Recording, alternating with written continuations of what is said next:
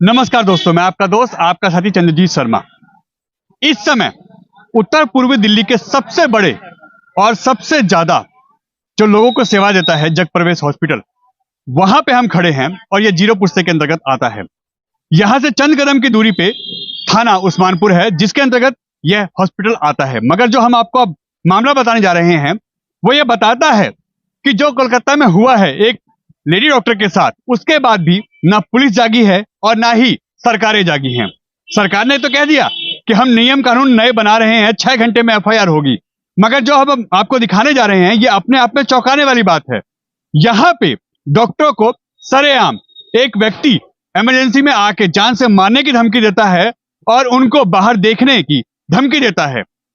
Hospital में घुस के लगातार उत्पात मचाता है, तोड़फोड़ करता है और उसके बाद यहाँ के डॉक्टरों में डर बैठ गया है।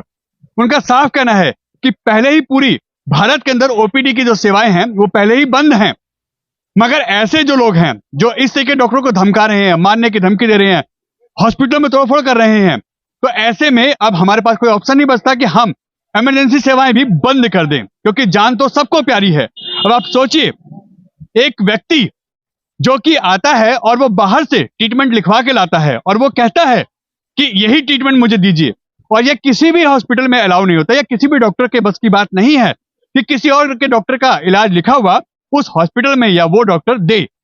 डॉक्टर पहले खुद ट्रीटमेंट करता है, देखता है, उसके बाद अपनी हिसाब से वो दवाइयां देता है।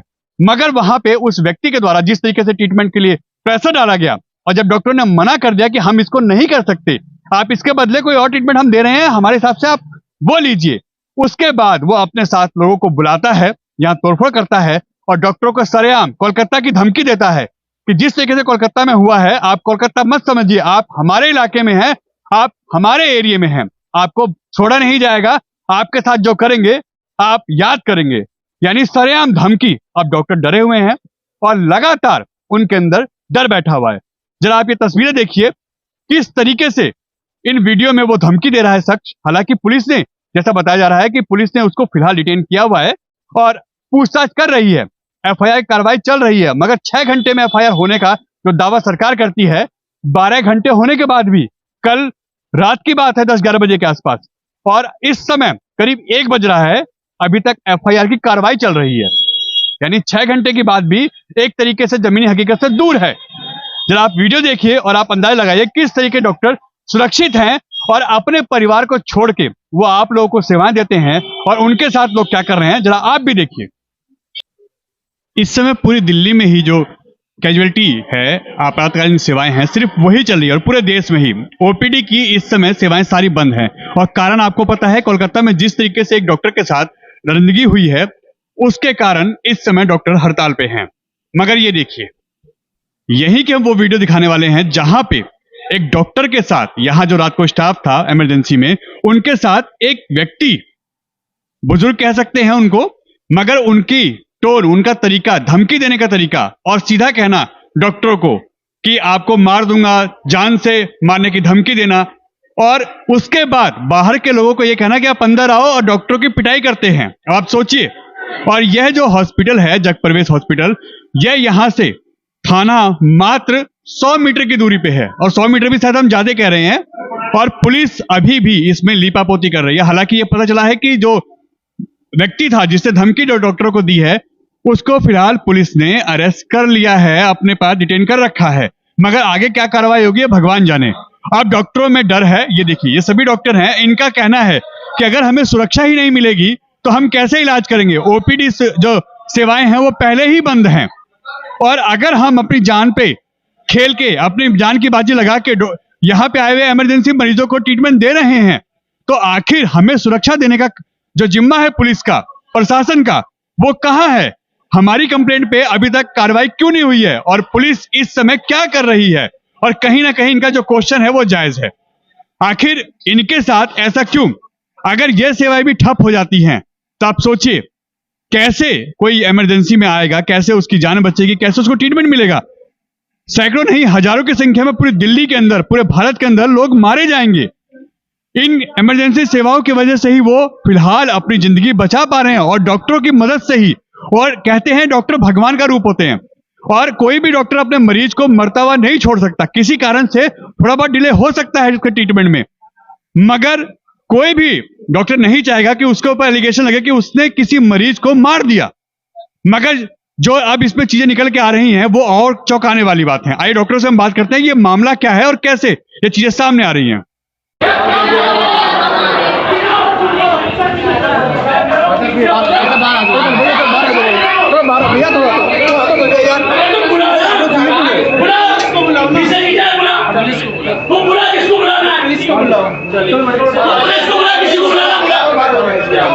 यहाँ बैठ गए इकट्ठे हो गए।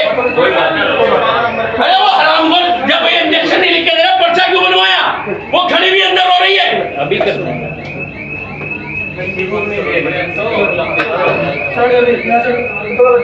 आ जाओ भैया, आ जाओ, आपकी जरूरत है।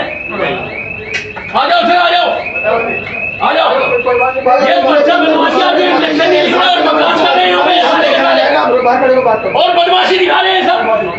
अरे ईशा देखो ना क्या डाल रहा है, किसी भी लगवा लेंगे। ये सारे के सारे इकट्ठे हो जाओ, करो इनका हमला, मारो इन्हें।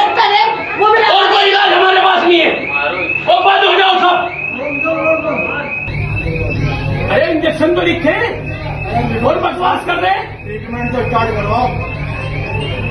गाली दे रहा वो कलकत्ते में हुआ ये हॉस्पिटल में बैठा है तू।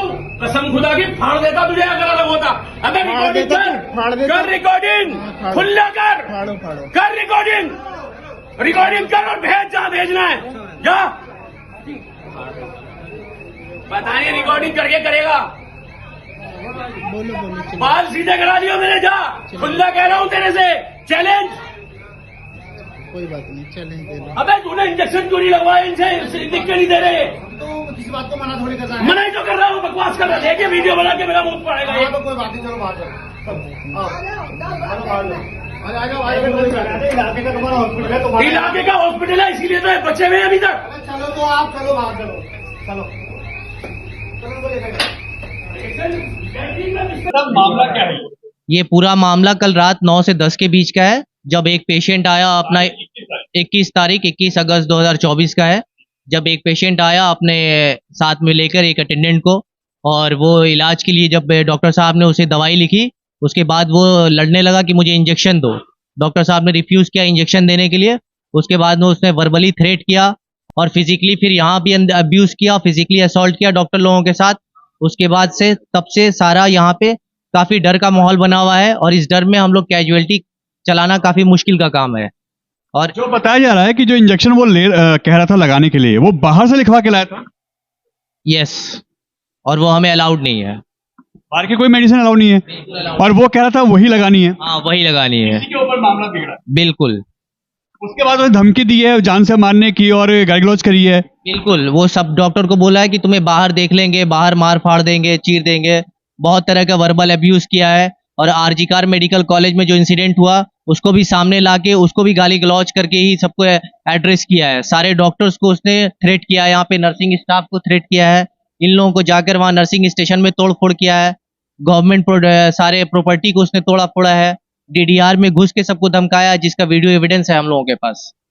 अभी पुलिस की क्या कार्रवाई है? कुछ अभी तक पता चला? कुछ सिक्योरिटी मिली आप लोगों को अभी तक? अभी तक हमें कोई सिक्योरिटी एज सच नहीं मिली है पुलिस की तरफ से। बस ऑलमोस्ट ये 12 घंटा तो ऑलमोस्ट होने जा रहा है। कोई पुलिस नहीं है। कल पुलिस की तरफ से भी कोई ऐसा एक्शन नहीं था, पुलिस उल्टा हमें धमका रही थी। आप लोगों को धमका रही थी? क्या कह रहे थे आप लोग? हम ही लोगों को बोल रही थी कि आपका इंडिविजुअली सब लोगों का नाम जाएगा, आप बताओ किसका किसका नाम डालना है। हाँ, बोल रही थी कि आप क्या हो तो मैं छोड़ देता हूँ, ये कर देता हूँ, सब तरह की बात वो बोल रहा था पुलिस वाला, एएसआई जो था। अभी क्या आप लोग प्लान कर रहे हैं? क्या है? अभी हम लोगों को सिक्योरिटी चाहिए, स्ट्रिक्ट सिक्योरिटी चाहिए, ताकि कैजुअलिटी में दोबारा ऐसा मिस हैपनिंग ना हो। और ये सारे डॉक्टर्स, नर्सिंग स्टाफ सबकी तरफ से ये चीज़ है, सभी लोगों को चाहिए। मैडम यहाँ पे होता ये है कि लोग आए दिन धमकाते हैं, हमारे पिटाई की नौबत आती है यहाँ पे। हाँ जी, यहाँ पे एक भी दिन ऐसा नहीं जाता है जिस दिन कोई अब्यूज करके नहीं जाए। हर रोज की, अभी लास्ट नाइट में 16 तारीख की नाइट में भी पेशेंट आए, कागज फाड़ के फेंक गए, तब जाके लड़ाई होती है। ये नर्सिंग काउंटर पे आके शीशियां जो मेडिसिन की रखी होती है उसको बिल्कुल लिटरली पेशेंट हमारे मुंह पे फेंक के जाते हैं। हम गार्ड को बुलाते हैं, कोई स्पेशल कोई सिक्योरिटी की पर्पज से हमारी फीमेल्स मेल्स की कोई सिक्योरिटी नहीं है। फिर हम गार्ड को बुलाते हैं, गार्ड जी अंदर आइए, हमारे को बचाइए। उल्टा गार्ड का फोन फेंक दिया उस लेडीज ने, और अब्यूजिंग वर्ड्स तो डेली सुनने की मिलती है हर शिफ्ट में। जिस तरीके से कोलकाता में इस समय मामला चल रहा है, पूरे देश में ही डॉक्टर स्ट्राइक पे हैं। अब यहाँ पे जो हादसा पेश आ रहा है, इससे तो और डर बढ़ गया आप लोगों के अंदर। बिल्कुल डर का माहौल है, हम लोग काम नहीं कर पाते हैं डर के माहौल में, चाहे इवनिंग शिफ्ट हो, मॉर्निंग शिफ्ट हो या नाइट शिफ्ट हो। नाइट शिफ्ट में सबसे ज्यादा होता है। डॉक्टर्स से डील करने के बाद में डॉक्टर्स के साथ में बोल बाल के, मतलब उल्टा सीधा बोल बाल के, फिर हमारे काउंटर पे ऐसे बजाते हैं स्लैब को, और फिर बोलते हैं, कभी सिरप फेंक दी, कभी उल्टा सीधा गाली गलौज करके चले गए, फिर बोलते हैं बाहर देख लेंगे। हम लोग ये सोचते हैं कि कहीं ड्यूटी से जाते वक्त या आते वक्त हम लोगों को मतलब मिस हैपनिंग ना हो जाए कोई। इस तरीके का माहौल है, बाहर कोई भी छीना झपटी करना, मारपिटाई करना, मर्डर कर देना, इस तरीके का डर लगता है आप लोगों को? बाहर कुछ भी हो सकता है। बिल्कुल डर लगता है हमें, अपने बच्चों का भी यही लगता है कि क्या होगा, मतलब हम आते जाते हैं, हमारे साथ कोई मिस हैपनिंग होगी तो क्या होगा, मतलब ये। हमें एक दो बात ये ऐड करना है कि जब ये हैपन हुआ उसके बाद हम लोग ने 100 नंबर पे कॉल किया, बट न्यू गाइडलाइन के मुताबिक 6 घंटे के अंदर एफआईआर हो जाना चाहिए था, बट 9-10 घंटे के बाद एफआईआर हुआ। बट अभी हमारी एडमिन के साथ मीटिंग हुई है, वहाँ पे कंप्लीट एश्योरेंस दिया गया है कि आप लोग को सिक्योरिटी प्रोवाइड कराया जाएगा और दोबारा इस तरीके का घटना ना हो अस्पताल में। और ये डर का जो माहौल बना पड़ा है, इस तरीके के पूरा एश्योरेंस मिला है कि हम लोगों को सिक्योरिटी प्रोवाइड होगी 24/7। अगर डॉक्टर साहब ऐसा नहीं होता तो फिर अगला स्टेप क्या होगा, क्योंकि जान तो सबको प्यारी है। अगर ऐसा नहीं होगा तो फिर हम लोग दोबारा धरने पे बैठेंगे। हाँ, क्या सोचते हैं आप लोग, अब आगे कार्रवाई क्या है? सर, मैं अनीश कुमार गुप्ता, जनरल सेक्रेटरी हूँ जेपीसीएच नर्सिंग वेलफेयर एसोसिएशन का। कल रात को मैं भी यहाँ पर मौजूद था जब ये इंसिडेंस हुआ था, रात को 9 बजे के आसपास। तो हमारी गवर्नमेंट से मांगे यही है कि हमको एक सिक्योरिटी है वो प्रदान करी जाए। कम से कम हम जब तक हम जीवित रहेंगे तभी तो हम मरीजों की केयर कर पाएंगे। जब डॉक्टरों के ऊपर हमला हो रहा है, नर्सेज के ऊपर हमला हो रहा है, तो कैसे हम मरीजों की सेवा कर पाएंगे। तो हमारी हायर अथॉरिटी से, सीएम साहब से, पीएम साहब से और सभी जो भी हायर अथॉरिटी उनसे यही रिक्वेस्ट है कि हमको सिक्योरिटी है वो प्रोवाइड कराई जाए। तो क्या लगता है डॉक्टर साहब कि कोलकाता का जो हादसा हुआ है उसको देख के भी सरकार और पुलिस नहीं जागी अभी तक? सर जी, जो कोलकाता का हादसा हुआ है एक भयावह है कंडीशन है, उसके बाद भी हम इमरजेंसी रनिंग कर रहे हैं सिर्फ मरीजों की देखभाल के लिए कि मरीजों के साथ साथ कोई ऐसी घटना ना हो। उसके बाद इस तरह की घटना इमरजेंसी में ही होना वो एक डरावनी चीज है। हम उसको ट्रीटमेंट दे पाए नहीं दे पाएंगे, क्योंकि बहुत सारे ऐसे मरीज आते हैं जो बहुत जरूरी हो, उनकी वजह से इमरजेंसी खुली हुई है, लेकिन इस तरह की घटना हमें मजबूर कर देती है कि इमरजेंसी भी हम बंद करें। यानी अगर सिक्योरिटी नहीं मिलती है, आप लोग को लगता है कि डर का माहौल अब बनेगा, तो फिर हो सकता है कि ये सेवाएं भी ठप हो जाएं दिल्ली में? बिल्कुल ऐसा ही होगा, क्योंकि यदि हमें सिक्योरिटी प्रोवाइड नहीं करवाई जाएगी और या डॉक्टर्स या नर्सेज पिटते रहेंगे तो ये इमरजेंसी भी सेवा हमें बंद करनी पड़ेगी। जान सबको प्यारी है। ये बताइए ना, हम लोग करें क्या? आप लोग बताइए, जनता बताए। अगर उनके घर पे कोई हमला होता है तो वो क्या दरवाजा बंद नहीं करते हैं? दरवाजा बंद करते हैं ना। तो अगर हमारी इमरजेंसी में अगर हमें ही अगर गाली गलौज और मारा पीटा होगी डॉक्टर्स के साथ या नर्सिस के साथ, तो क्या कर सकते हैं? बंद ही होएगा गेट। क्या कर सकते हैं हम लोग? इसके अलावा हमारे पास कोई ऑप्शन नहीं है।